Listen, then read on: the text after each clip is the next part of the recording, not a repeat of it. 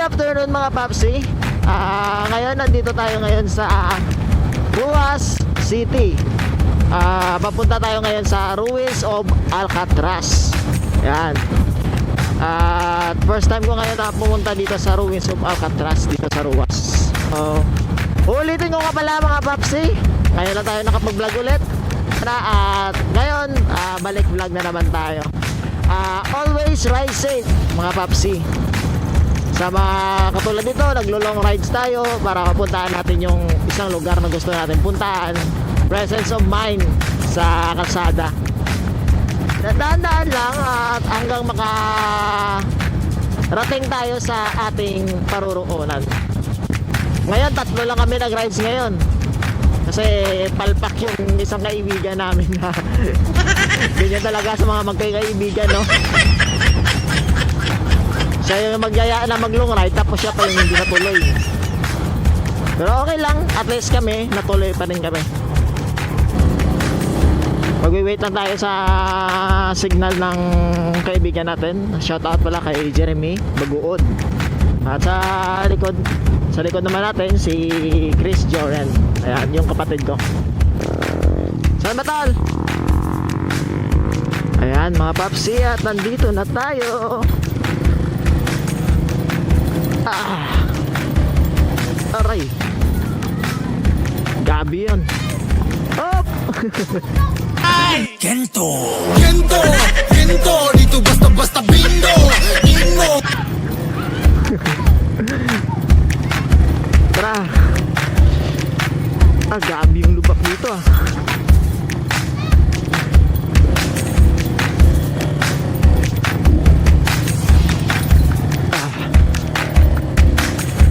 grabe yung lubak. Hindi ako sanay dito sa mga ganito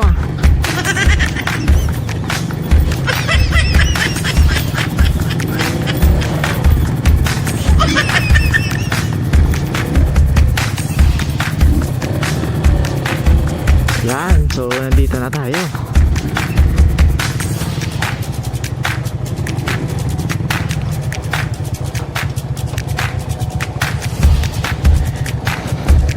Oh.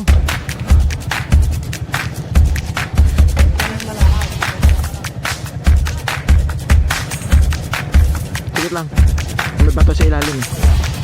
Okay.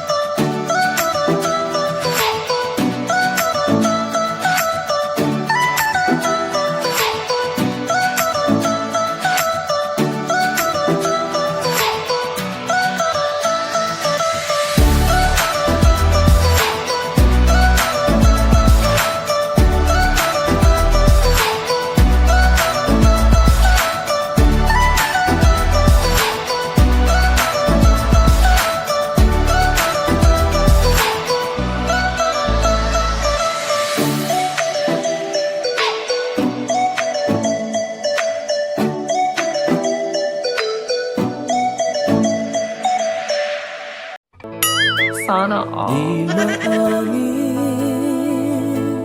ng damdamin na ngayon'y wala ka na sa aking piling. Araw-araw ang dalangin ay mayakap kang muli at maangkin.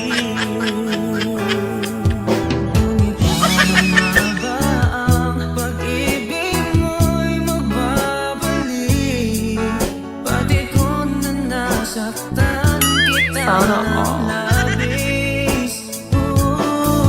At sinabi ko sa'yo na kaya kong limutin ka.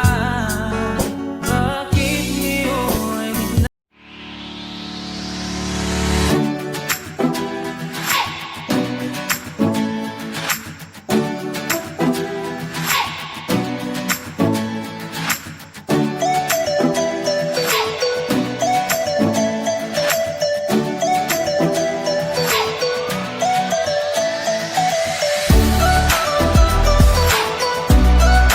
Anong magagawa? Laging natutulala tuwing lumalapit ka, tuwing lumalapit ka. Ako ay natutuwa kahit di sinasadya. Pinupuno ng saya tuwing kasama ka. Kilig, kilig, kilig, kilig, kilig, kilig, kilig, kilig, kilig. Ooh, oh, kilig, kilig, kilig, kilig, kilig, kilig, kilig, kilig, kilig, kilig. Ooh.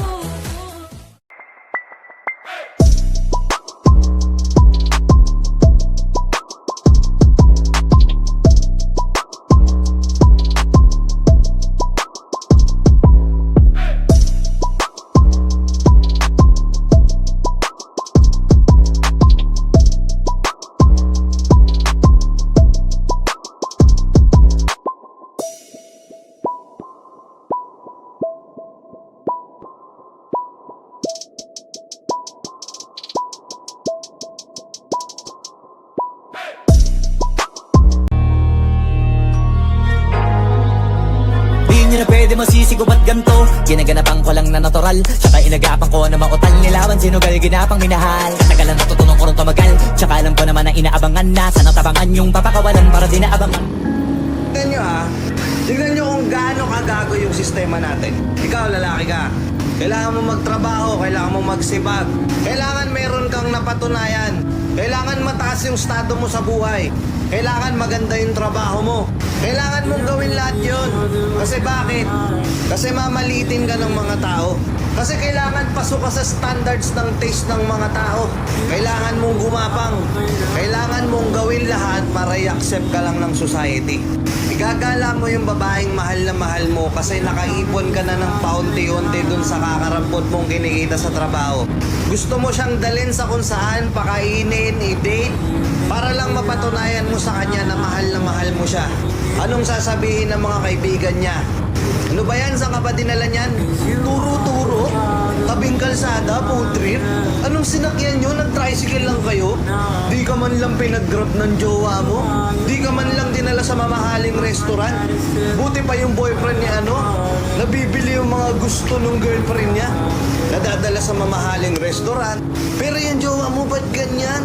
Sa kabila ng lahat ng pagsisikap mo, sa kabila ng lahat ng paggapang mo, pag-grind mo, may nasasabi pa rin yung mga tao sa paligid mo. Ang kupal, di ba? Alam nyo kung ano reality? Only women, kids, dogs, or any other pets are loved unconditionally. Pero tayo mga kalalakihan, kailangan meron muna tayong napatunayan. Ano trabaho mo? Ano ba, mataas ba sahod yan? Malakas ba kumita yan? Mataas ba posisyon yan sa trabaho? Baka tambay lang yan. Ito yung realidad na ang mga kalalakihan walang karapatang mahalin sila kapag wala silang tira. Real talk lang to par kasi walang nagsasabi na ito sa social media. Anong punto ko dito? Gusto nyo ng gender equality, dapat tratuhin nyo din yung mga lalaki ng pantay. Diba? Hindi yung porket nakita mo yung tropa mong babae na yung boyfriend niya ay naibibigay lahat ng luho, ikukumpara mo na. Knowing na nakikita mo naman na nagsisipag yung lalaki, i-e-etchapwera mo na. Diba? Men doesn't deserve to be treated in a harsh way just because they're not successful yet. Nakuha nyo? Siyempre hindi to maiintindihan ng mga mabababaw yung isip tsaka ng mga past-boy. Pero kung nakakaintindi ka, alam mong nangyayari to. Baka lang sakaling bumukas yung isipan mo. Hindi lang yung mga babae, pati pa yung ibang mga taong nakapalibot sa mga lalaking to. Hindi porket hindi pa successful yung lalaki, mamaliitin nyo. Nakuha nyo?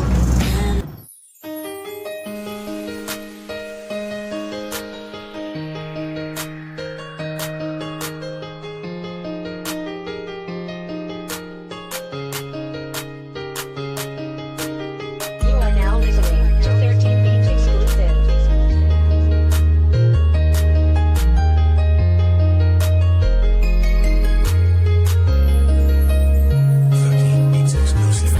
Hindi mo muna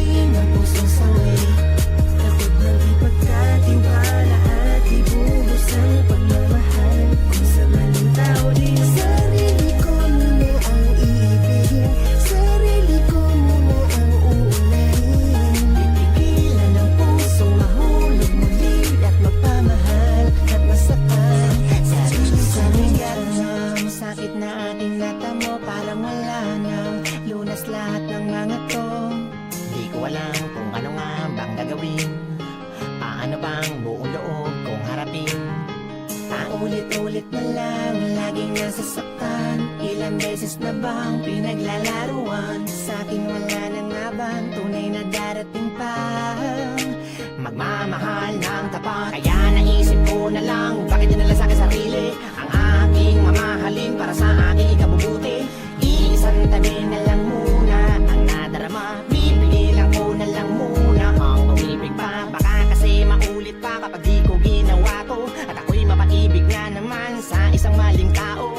Mas mainam pa na sarili ko na lang muna ang uunahin at mamahalin. Hayaan gumaling ang pusong sawi. Takot ng ipagkatiwala at ibuhos ang pagmamahal. Kung sa maling tao din, sarili ko muna ang iibigin. Sarili ko muna ang uunahin. Pipigilan ang pusong mahulog muli at magpamahal at masakal. Sarili ko magkamali pang muli.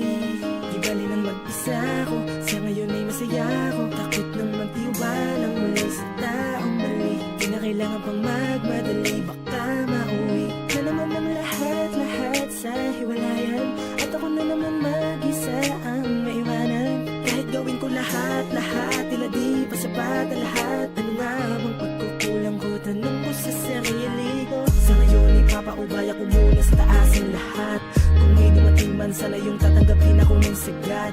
Magkaganon man ay hindi ko siya sasayangin. Papadama ko kung ano siya kahit